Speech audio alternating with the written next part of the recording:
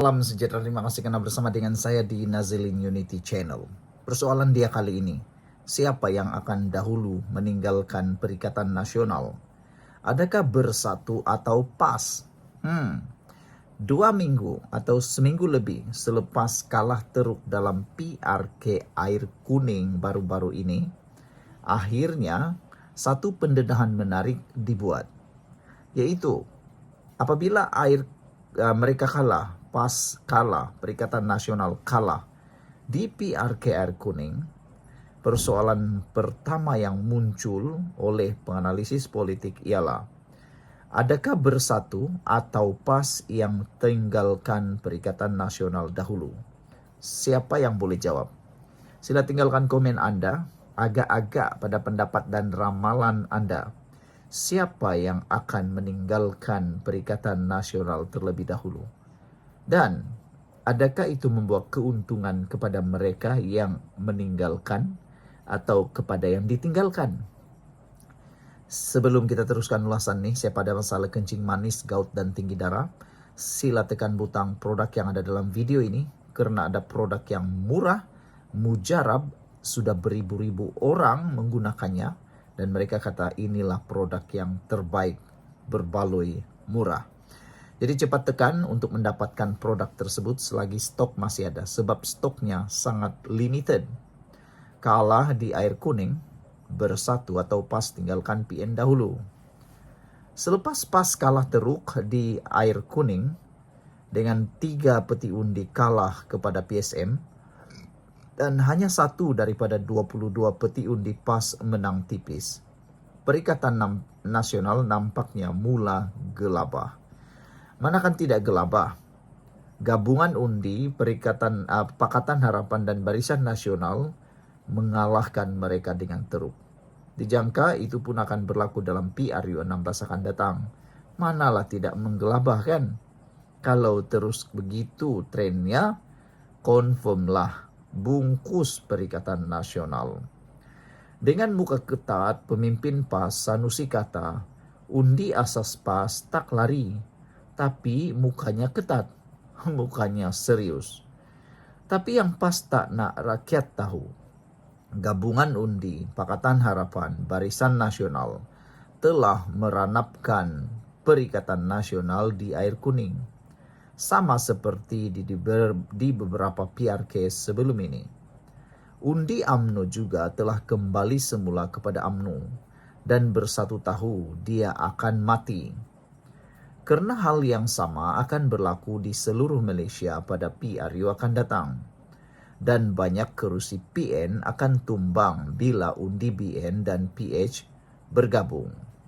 Maka, Hamzah Zainuddin menawarkan kerjasama dengan UMNO agar akhirnya boleh bunuh UMNO.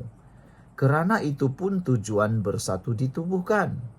Itu sebab Puan kata tindakan bersatu nak mahu menggantikan UMNO karena penubuhannya sebenarnya adalah untuk menggantikan peranan UMNO, sudah tinggal angan-angan semata-mata.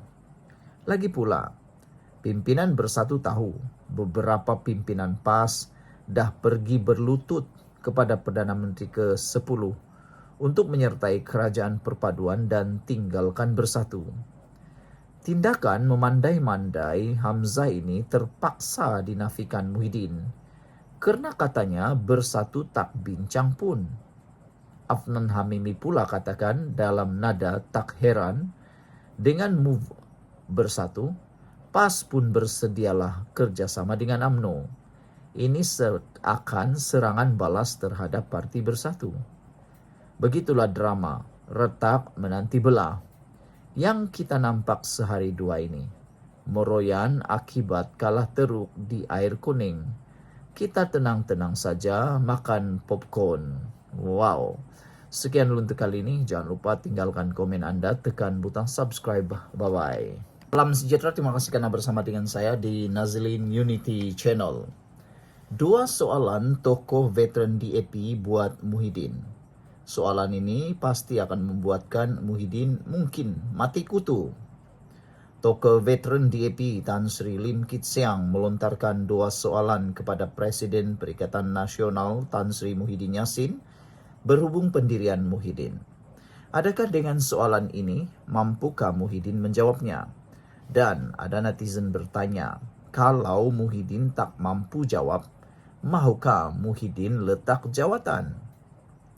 Ia ekoran kenyataan Muhyiddin semalam bahwa bahwa beliau Melayu terlebih dahulu tidak lagi relevan.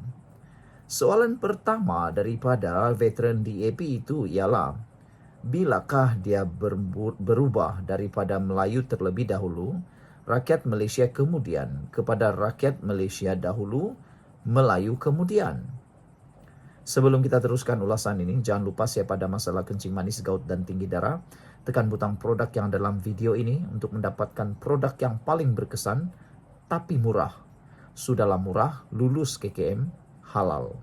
Sudah ramai orang menggunakannya, kebanyakan yang berusia 40-56 tahun dan semuanya memberikan testimoni yang sangat baik.